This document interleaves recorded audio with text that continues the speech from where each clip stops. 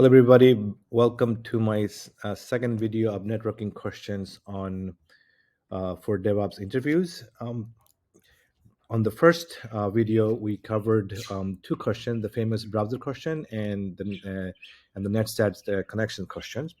Again, if you're going for a senior DevOps / SRE role, you're likely not to get this kind of questions because you assume to have this knowledge no matter what.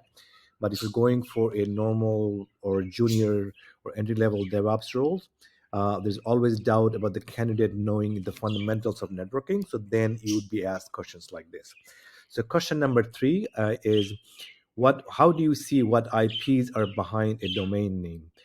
So for somebody who's had any background in Unix or networking, this should be super easy. There are two ways to do that. We can do nslookup. By the way, the second part of the question is how do you know what your DNS server is, right? So if I do nslookup.google.com, it tells me two things. It tells me my DNS server. This is the DNS server that gave me the answer. It looks like it's the IP version 6 IP address. So this is probably the router and my home. And then it gives me the IP address of this domain, www.google.com. That's the IP address. And we can confirm that by running dig. Dig is just another tool to do the same thing, but it's much more powerful. You can do all sort of stuff with the dig that you can do with nslookup. If I do a dig, first of all, I get a lot more information, but again, the answer comes back 142 something and the same IP as this.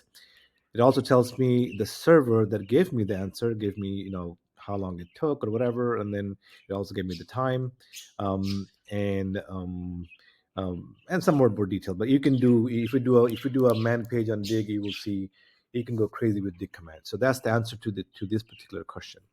Question number 4. How do we hit a web page using command line? Anybody who's working any time in Linux and networking should know this, which is to use curl command. Curl command. If I do, so for example, let me give you a quick example. If I do curl www.google.com, looks like I said the verb was level too high. Anyhow, if I do just -I, get the header. And curl is a way to get anything. So if I do curl any web page on your machine using command line, if I do curl, I don't know, www.nasa.gov, something like that, I get it's so when you get a 301, that means it's getting forwarded to a web page. That's why we didn't get anything, because it's a forwarding page. Anyway, it doesn't matter. Curl is how you get a web page on your HTML content on your machine using using command line without a browser. And you can use all sorts of. I mean, if the curl had so many options, it would take months for you to master all of that. It's a very powerful tool. All right, let me see how much time I got left. 1 minute and a half. All right, so let's go back to that. Last question today is going to be question number 5. How do I download a file from a web using command line? Curl can do that too, but better tool for that is wget. If I do wget, www.google.com,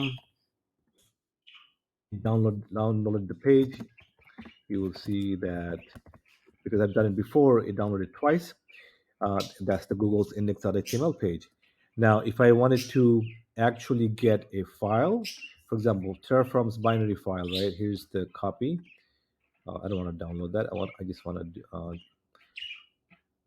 copy the link address. And if I do wget that, it will download the zip file for me. So those are the three common questions today we discussed.